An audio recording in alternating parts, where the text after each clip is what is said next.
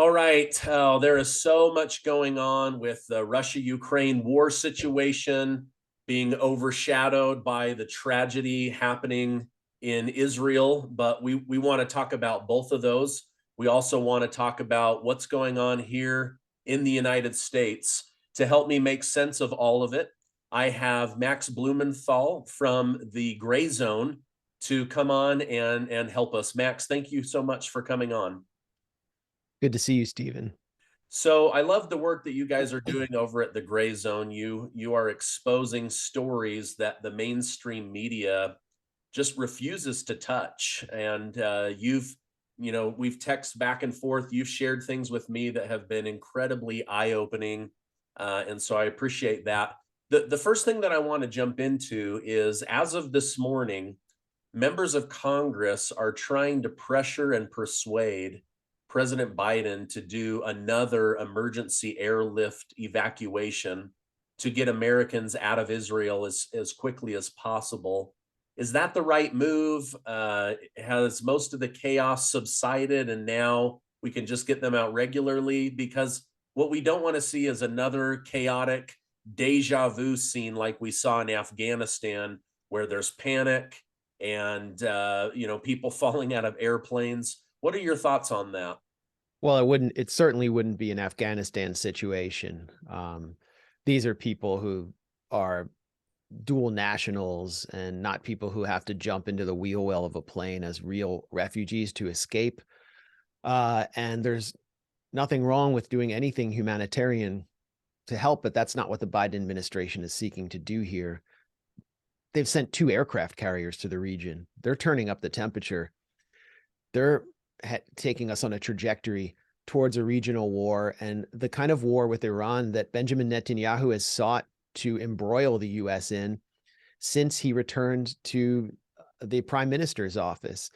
And we need to step back from this situation in a less emotional way, step away from the nonstop propaganda that's completely one-sided, and just look at some context in history to understand how it got so bad and so dangerous. I have spent much of my adult life trying to unpack the situation of Israel-Palestine, coming at it from the perspective of an American Jew who was raised in Washington, D.C., around in an environment where I was immersed in pro-Israel propaganda. I went on a free trip to Israel called Birthright Israel when I was younger, well over 20 years ago.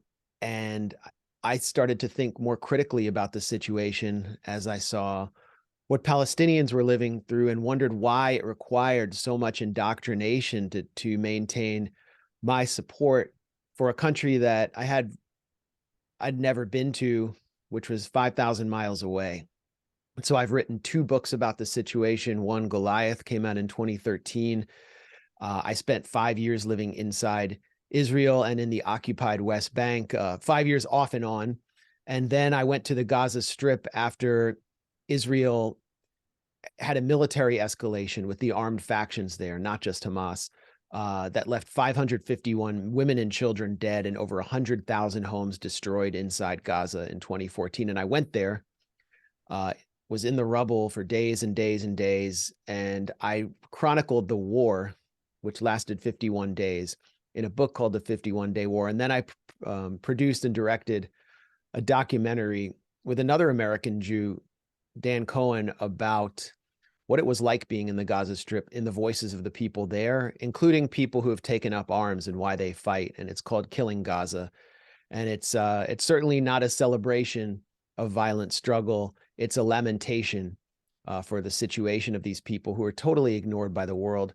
But I think, we're talking right now, I'm talking a lot of people from where I come from, from my political perspective, they sit around and talk to each other.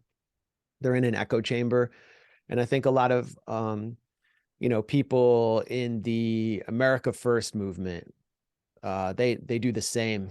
And I think it's important that we share ideas and history now, because we all are living in a country together that enjoys the geographical advantage being far from the Middle East as well as far from Ukraine and Russia.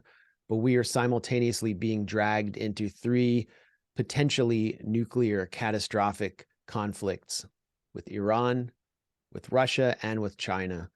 And I think we all agree that this is dangerous.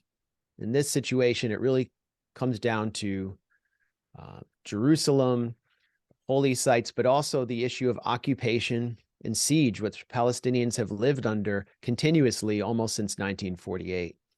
So we need to understand what the Gaza Strip is, why people have taken up arms there, why they even are displaying ruthlessness, and what Israel's real objectives are here. And so, if possible, I'd like to just begin with what I see as the original sin, the inception of this conflict. A lot of people say it's biblical, thousands of years ago, but it's not true. Jews and Muslims have not always been enemies. And there are many Palestinian Christians, for example, in Bethlehem and Jerusalem, who have been forced to leave because of occupation. The Israeli separation wall has been built through Bethlehem. I know one family that's completely surrounded by that wall, the Anastos family, who are directly descended from the disciples. And they cannot go to Jerusalem to observe Palm Sunday because of that wall. So it's not just Jews and Muslims that are involved, but Jews and Muslims fought the Crusaders in Jerusalem. It wasn't originally a religious conflict. It's been turned into a religious conflict because of the desire to construct an exclusively Jewish state in the heart of a territory that had been stateless, that had been in the Ottoman Empire, where primarily Muslims and Christians had lived. And so you had a period from 1898 to 1948 of violent colonization, sort of similar to the United States, where you had people colonizing it who felt they had nowhere else to go. They didn't want to go back to Europe because of anti-Semitism, so they had to fight for every inch. And this led to a lot of hostility that culminated in 1948 with what Palestinians call the Nakba. 750,000 Palestinians were removed from their land during a war. Over 400 towns were depopulated, and many of them went to the Gaza Strip. So you have, like you see right now, rockets raining down on a town called Ashkelon inside Israel. They've taken the brunt of it. That used to be known as Majdal Askalun, and it was a Palestinian town, and its residents were forced out at gunpoint and pushed into what is now the Gaza Strip. So Egypt began supporting the Fedayeen, the guerrilla fighters in the Gaza Strip, and the Israeli army attacked it many times during this period. There was a huge massacre of unarmed men in 1956 in the Gaza Strip, and you can see the intensification of hostility and violence building. The Gaza Strip was formally placed under occupation by the Israeli military in 1967 in the war that Israel initiated against Egypt and Syria. And between 1967 and 2007, 9,000 Jewish Israelis were placed in settlements inside the Gaza Strip in a territory of 1.5 million people, one of the most densely populated places on earth. They took up something like 30% of the water. They were also targeted with violent attacks to get them out. Palestinians, this is well before Hamas. Hamas did not exist. And I'll talk about Hamas next, how they were formed, why they exist, what they want. Because of the continuous pressure on those settlers, and then the violence of the Second Intifada, which actually began in October 2000 with Israel, according to its own defense ministry, firing 1,000 bullets at Palestinian protesters, and then which led to the violence of the suicide bombings, which was horrific for Israeli society. The Israeli settlers in the Gaza Strip, those small 9,000 of them, were taken out. And then in 2007, Israel initiated a siege of the Gaza Strip. It is completely walled off. It is controlled on all sides from the air by drones. I went out on a fishing boat with a fisherman from Gaza, and we were stopped 3 kilometers from the shore by the Israeli Navy, who threatened to shoot his boat. And all the good fish was beyond 3 kilometers. So they've been living under siege. Israel has, this is well reported in Israeli media by the newspaper Haaretz. enacted complex mathematical formulas to calculate the amount of calories each Gaza resident should be entitled to each day, because they control everything that goes in and out of this tiny strip. It is the most surveilled area on the planet Earth. It's filled with Israeli spies, collaborators, and anytime they seek to break out of their cage, and not just through violence, they face the wrath of the Israeli military. So in 2019, people in the Gaza Strip initiated what they called the Great March of Return, where, and when they say return to our lands where we are from, where our grandfathers lived, be able to go to Jerusalem, be able to leave this hopeless, miserable ghetto that we're forced into. They decided to march without guns toward the wall on the western flank of Gaza and try to march into what is now Israel. Some of the young men had rocks or burning tires, but there were no weapons. And over 200 people were killed. Thousands were wounded. Israel set up snipers above the wall and just shot anyone who got close, mainly shooting them in the legs. And, you know, having been in the Gaza Strip, I would just see young men everywhere, missing legs, in wheelchairs, with crutches. The desperation, who would want to do that? And who would seek to do that? Who would be willing to keep walking at this wall, knowing they were being shot at and going to be shot? It's people who are totally desperate, totally hopeless. There is a massive epidemic of suicide in the Gaza Strip that no one talks about. Children, we're talking about children as young as 9 committing suicide. Close to 40% of the population is addicted to a pain-killing drug. I think it's called Ativan, that they call the happy pill, so they can just turn off from this reality. And we can see how controlled they are by the fact that Israel has turned off the electricity, the gas, and the water. But when I was there, electricity was already rationed to just a few hours a day.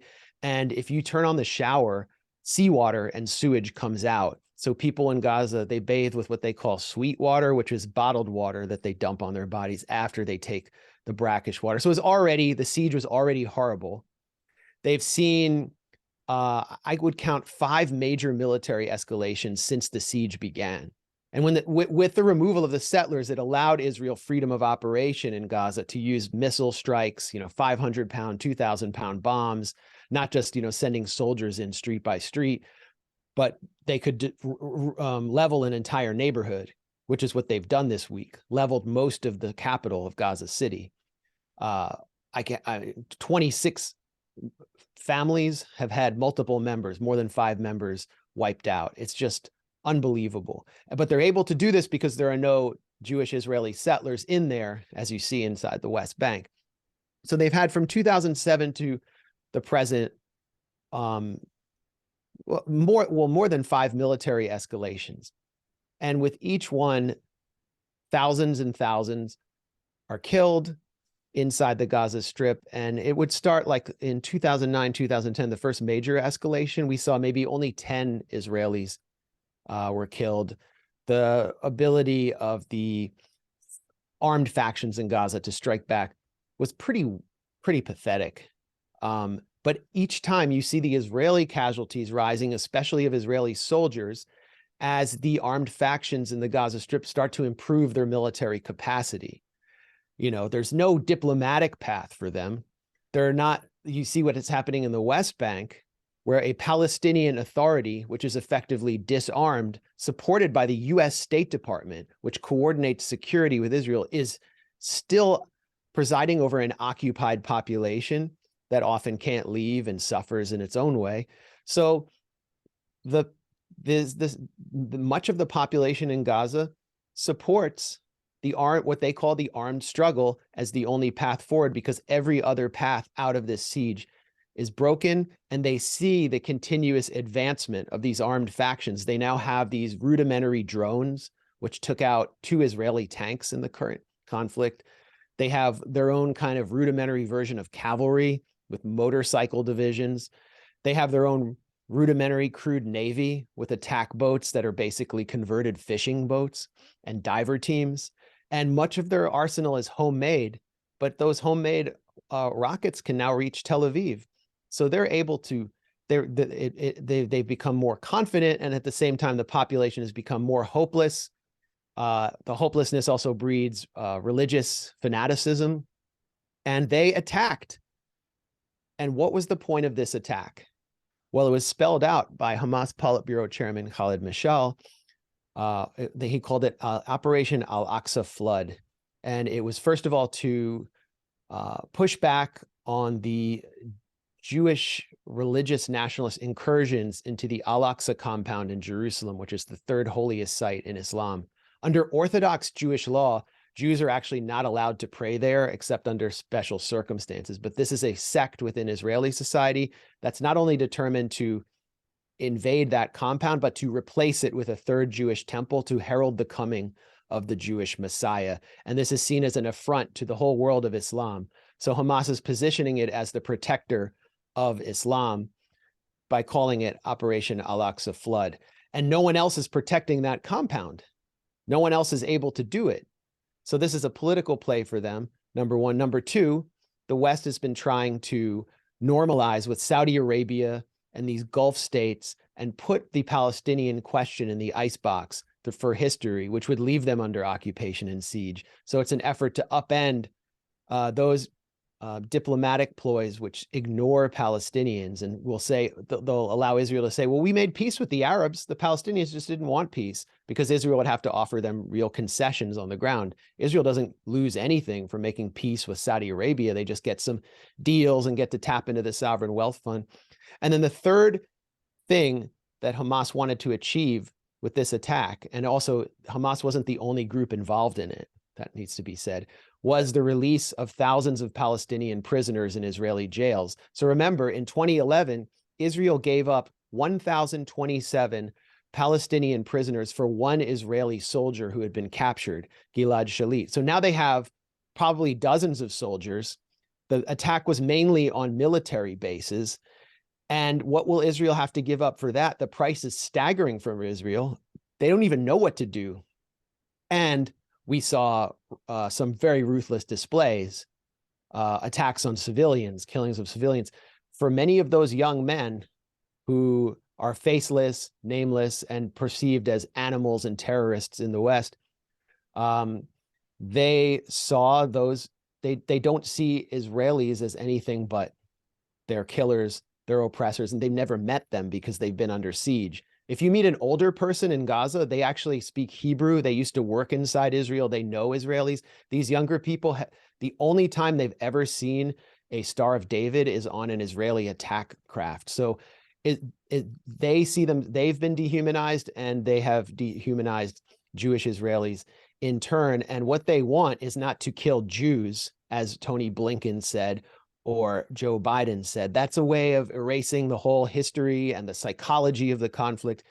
They want to avenge what they call their martyrs. And many of these young men have lost family members, seen them chewed up, actually seen them beheaded when the roofs get dropped on their head by these airstrikes. And I've interviewed them.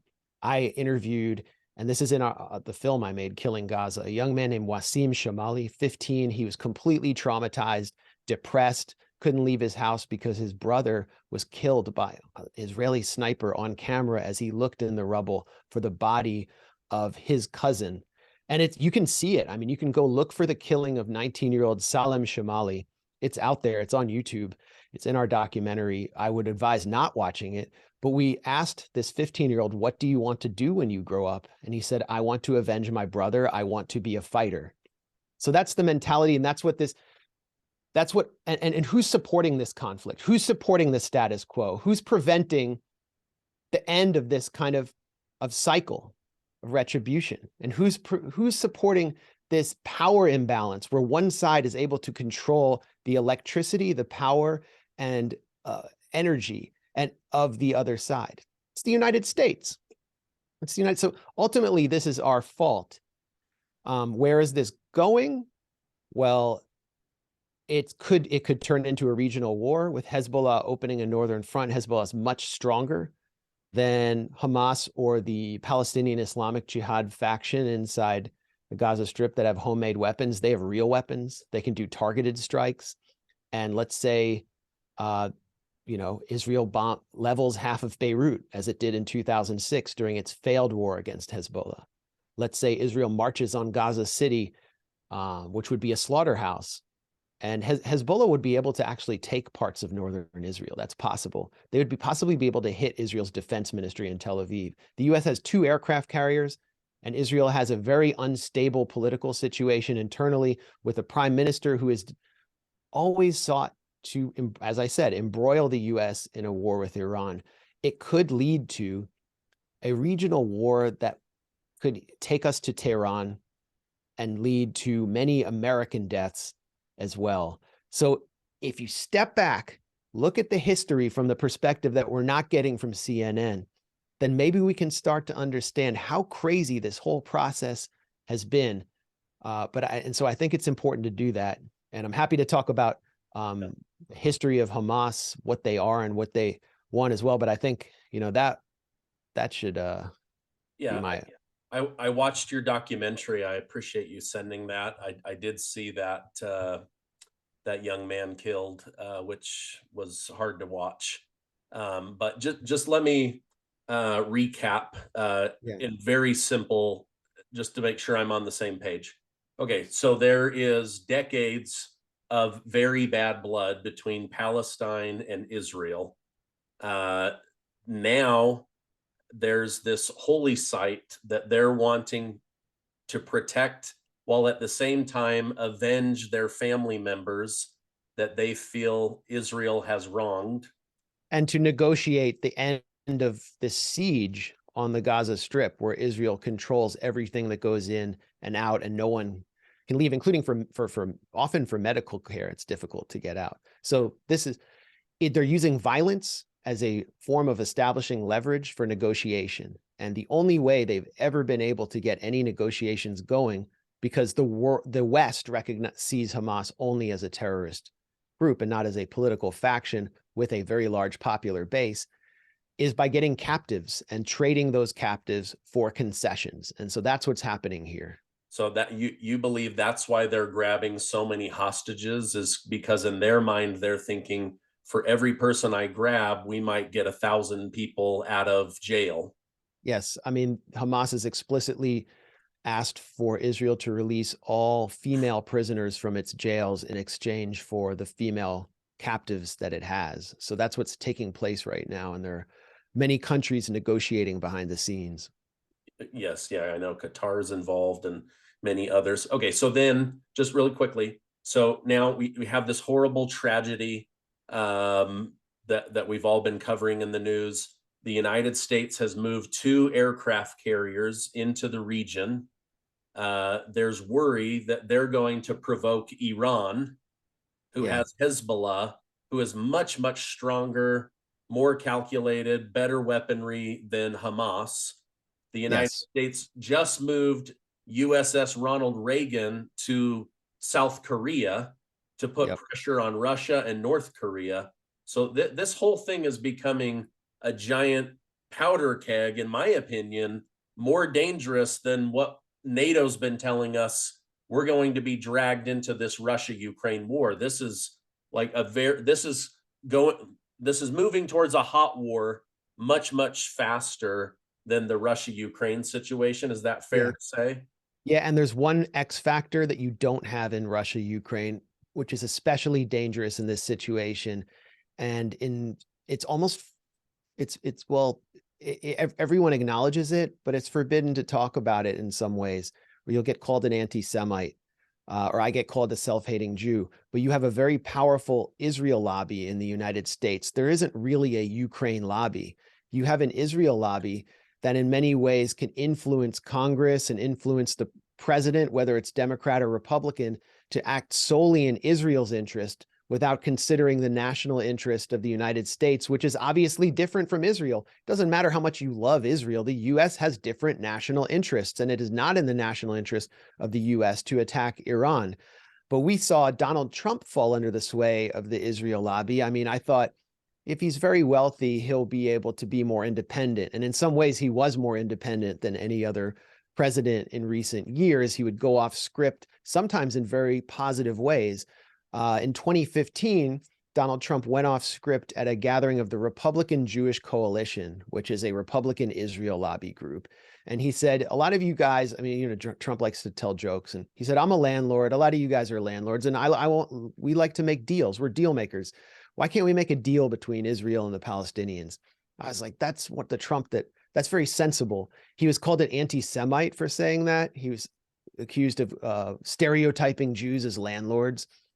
And Sheldon Adelson comes in, one of the wealthiest men in America, the owner of Las Vegas Sands Casino, who has a relationship with Trump's son-in-law, Jared Kushner, whose own family was so connected to Israel. This was reported in the New York Times, that when Benjamin Netanyahu, when he was Israel's opposition leader, would come to town in New York, he would stay with Jared's father, Charles, and Jared would actually have to get out of his bed and stay in his parents' room, and Netanyahu would literally sleep in his bed.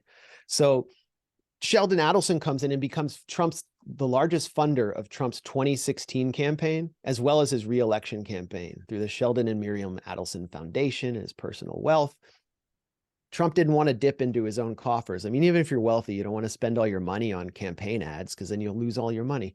So he defrays it to Adelson, and Adelson says, all you have to do is do a maximum pressure campaign on Iran, start working with Netanyahu. It winds up with the killing of Qasem Soleimani, the second most powerful military figure, period, in Iran, who's the director of the IRGC, which actually leads to injuries of American troops who were transported to Ramstein Air Base from the Al-Assad base in Iraq. When Iran's ballistic missiles struck that base, they suffered hundreds of traumatic head injuries. This is all because Trump was being manipulated into a conflict for domestic political reasons, and because his son-in-law has a passionate attachment to Israel. Imagine if his son-in-law had been Palestinian. I mean, Trump had never been president, or things would have been completely different on the ground. Then you have the Clintons and the Obamas, the Democrats. They have a Sheldon Adelson in their camp. His name is Haim Saban. He is the largest individual donor to Bill Clinton, Hillary Clinton, and Barack Obama. And he said, I'm a single issue guy, and my issue is Israel. He had his wife, Cheryl, appointed as a UN special ambassador by Obama because he just gave him so much money.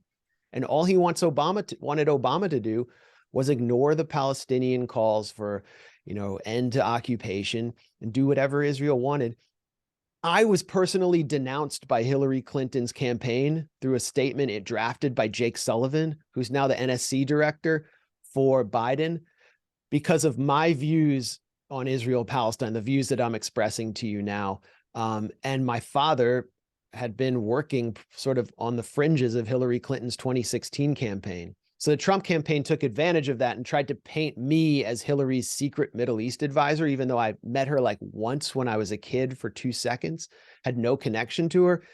And Haim Saban came in and said, you have to denounce this guy, get him out of here. And immediately a statement went out under Hillary Clinton's name denouncing me, someone who had no connection to her. It was completely insane. So we have this powerful lobby. You just saw Tony Blinken, the Secretary of State, on national TV. He's in Israel right now. He's participating in their war cabinet meetings. He is a member of the Israel lobby, but he's supposed to be our chief diplomat. He's not putting America first here. He's not able to. It's unclear what he's putting first, but his grandfather actually started a think tank in the 1930s. His name was Maurice, to lobby for the Zionist movement in Palestine. His father-in-law, who raised him since age 9, Samuel Pisar, was a major figure in the French Jewish world, who was very pro-Israel and was kind of a counselor to Francois Mitterrand, but he was also the consigliere to Robert Maxwell. Robert Maxwell being the father of Ghislaine Maxwell. Robert Maxwell being a Mossad agent who had a de facto state burial in Israel. Look up Samuel Pisar if you're watching this, and Robert Maxwell. Samuel Pisar is the man who raised Tony Blinken, and the last phone call that Robert Maxwell made before he mysteriously fell off his yacht was to Samuel Pisar. And so Tony Blinken is supposed to preside over a resolution to this conflict with all of these passionate attachments and familial ties. He said that he's inherited his commitment to Israel's strength. And I think what we want in a diplomat is someone who looks at all sides, balances all sides, and tries to come to a peaceful resolution. But what you have here is someone who seems to take everything personally. He's also said, I have family from Ukraine. That's why I support Ukraine. And I'll talk more about that when we get on that issue. Yeah. But this is the opposite of diplomacy. This is so dangerous right now. And so we have all of the ingredients for World War III because we're not thinking rationally. We're not looking at history, and we refuse to look at the needs of both sides. We're just hearing these crazy denunciations. Hamas is ISIS. Hamas is Al-Qaeda. This is another 9/11. Well, where did 9/11 lead us, Stephen? Led us into Iraq and Afghanistan, and we never escaped. It possibly permanently doomed our Constitution. Yeah. So why are they saying that again? A $9 trillion war over 2 decades. Do you think this is why Zelensky is so concerned that funds are going to dry up and support, because he knows, given Israel and Ukraine, Israel will win hands down when it comes to the attention game? It is. I mean, look at what's happening right now. ABC News just did a 1-hour special, Israel Under Terror. Like, I never even saw that for Ukraine.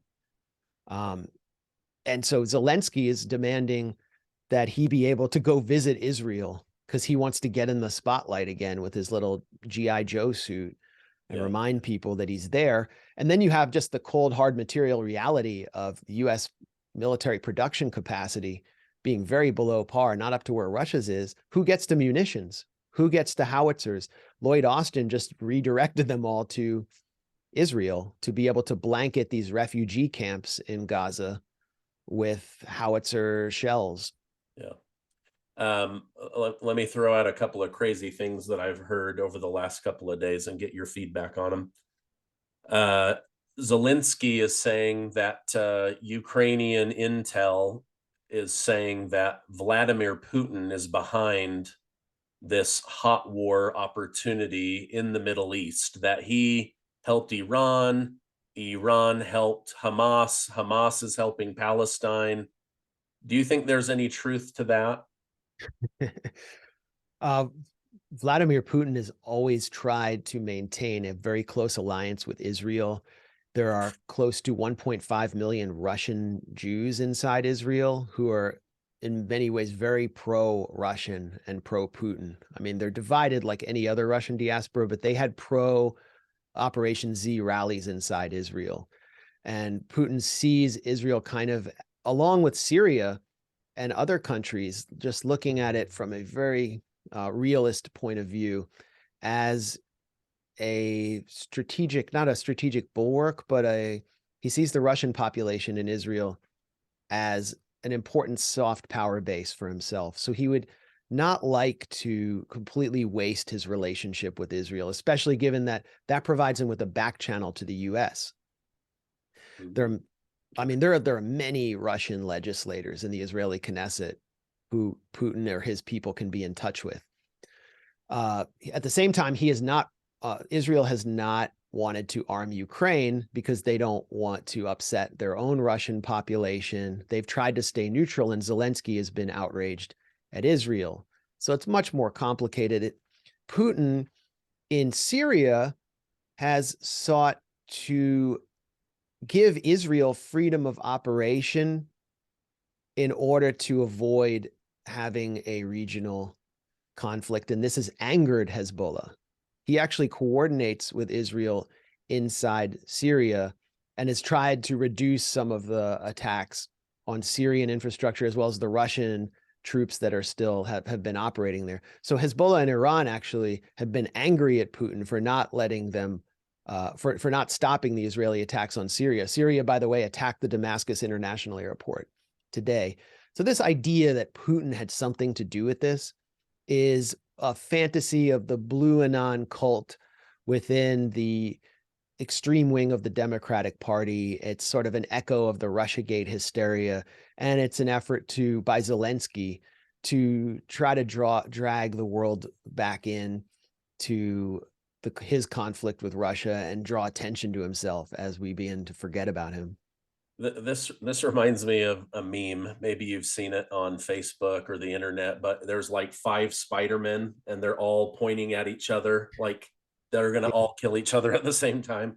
So The United States is supporting Israel. Israel was sending munitions to Zelensky only because the United States requested it, but they don't want to upset Vladimir Putin because of their Russian base.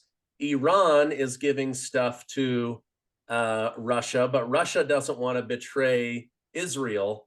It's like it's a whole hotbed mess of war. But we can see where we can see where it's pushing things. Like you have the five Spider-Men are eventually going to resolve this, and they're going to stand on opposite sides. And I mean, when you see Zelensky casting in his lot with Israel, and Israel basically being a client state of the US, which mutually manipulates American politics. They're on one side with Taiwan, which is going to be the US bulwark against China, and South Korea, which is the US bulwark against North Korea and China. They're on one side. And then the independent states that have traditionally been weaker in the US unipolar world, and which are trying to create a multipolar reality where there's more the kind of democratic world order. They're going to be on the other side for now. Russia and China, I mean, they were bitter enemies. That Nixon played on this, the Sino-Soviet split, in order to normalize with China.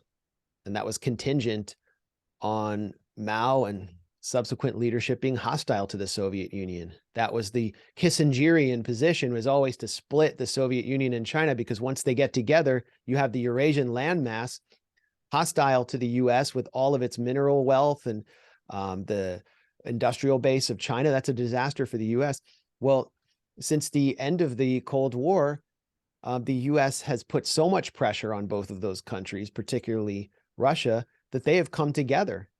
And Putin and Xi Jinping have a very close alliance right now, with sanctions applied to Russia. Russia is turning east, is turning to China for so many products that are filling up Russian supermarkets, raw parts for Russia.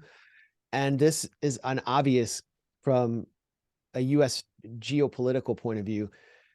And from the point of view, just traditional imperial point of view, as spelled out by the British geographer Harold Mackinder, who saw the Eurasian world island as the most important place to divide and dominate. It is disastrous from that perspective. And so I think what we're seeing right now, Israel-Palestine, is accelerating that trend. I don't know if you saw this, but Joy Behar from The View told her audience of millions and millions of people that she believes Donald Trump is behind the attacks on Israel. She said Trump in 2018 had a very bizarre and undocumented encounter in Helsinki with Vladimir Putin while president.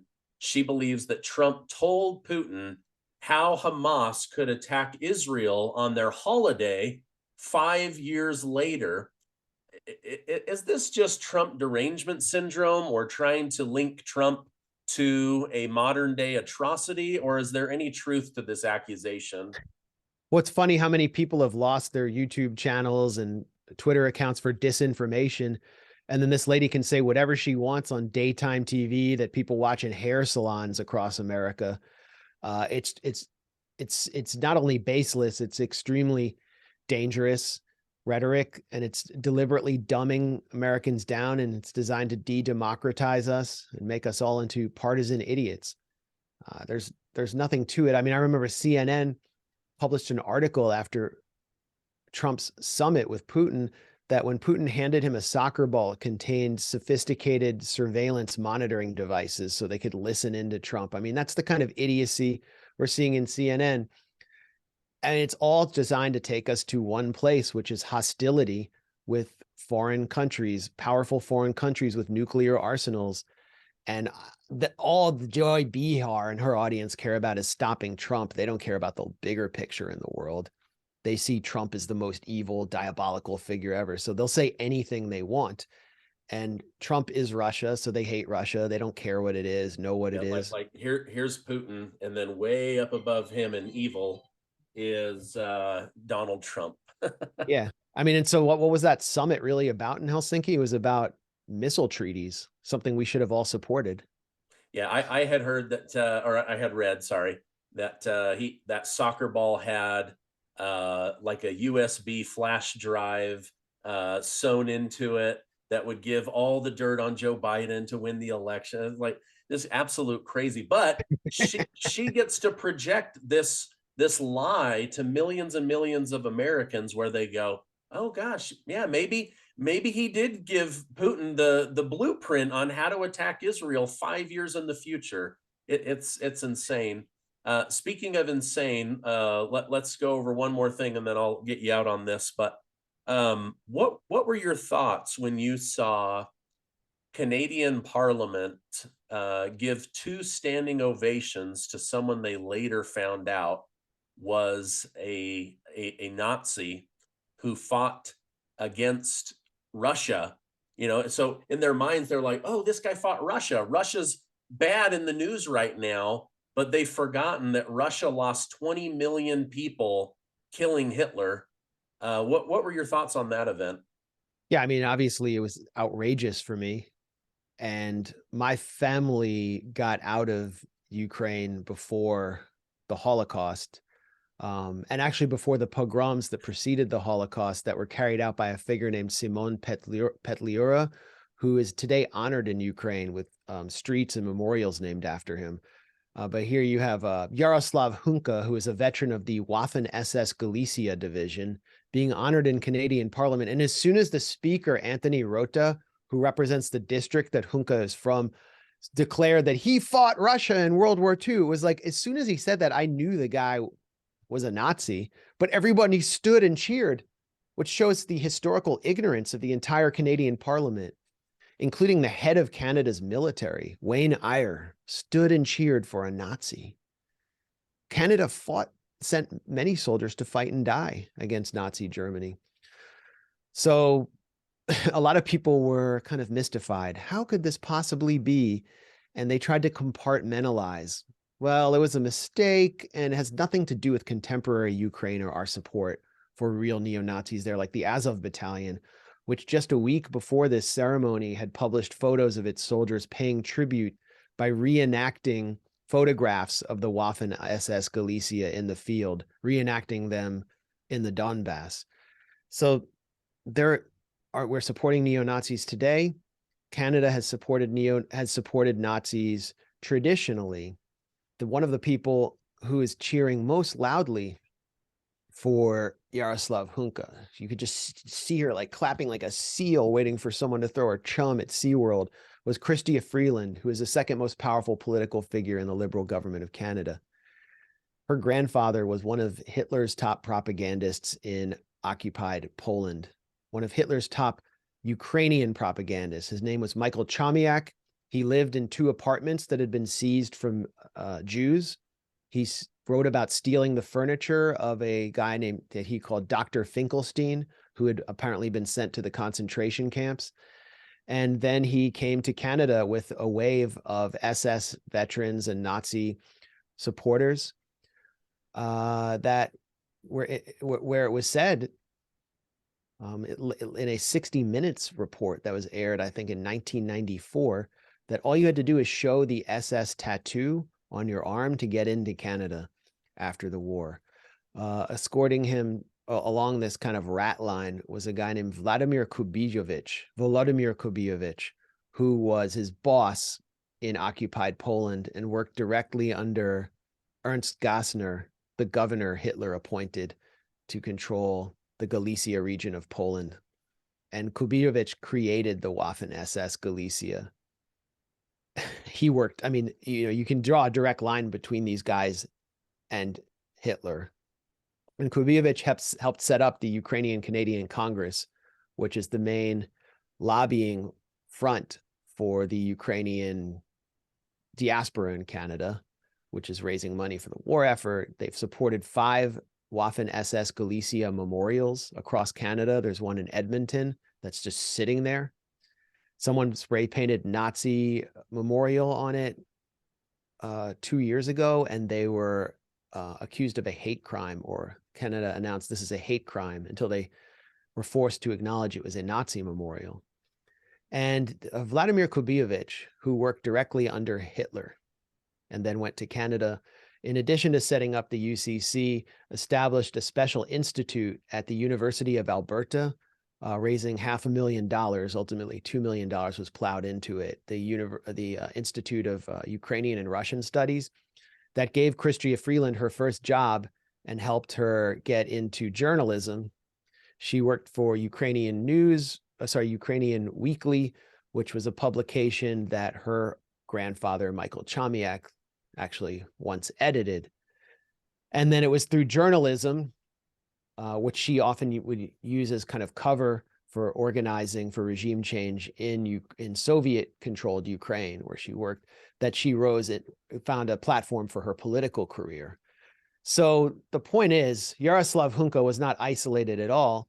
You have the deputy prime minister cheering for him, whose own family were Nazis. When this was all exposed about her, it was 2017. So in 2017, when Freeland was appointed foreign secretary, all of this came out, and she initially just lied about it and said, no, I had no connection to any Nazi. My grandfather was just a nice guy. And that lie was exposed, but there were no consequences. Now they're facing the consequences, and everyone who watched is forced to acknowledge that this is still happening with US support for the Azov battalion, the neo-Nazi Azov battalion in Ukraine, that is showing up with US weapons in the field. Yeah. Well, I never thought I would be covering this stuff, right? Like, I didn't want to believe that there were Nazis in Ukraine until the evidence was so strong that I could not ignore it anymore. Well, I appreciate you coming on and helping people understand, like, the back history of Palestine and all that they are still living through and going through, the Israeli situation, the potential escalation with the United States and Hezbollah and Iran. It's crazy that we're in this situation again, but I appreciate you coming on and giving clarification. If people want to follow you or learn more, what's the best way to do that, Max? Well, we're at thegrayzone.com. That's gray with an A. You can sign up for our newsletter there, correspond with me through our public email account. We're on YouTube, although we're kind of blacklisted there. Just look up The Gray Zone on YouTube. On Twitter, I'm Max Blumenthal on Twitter. And I really thank you, Stephen, for looking at this all with a critical mind and giving voice to views that we're not going to hear in corporate media. Yeah. Thank you. Have a great rest of your day. You too.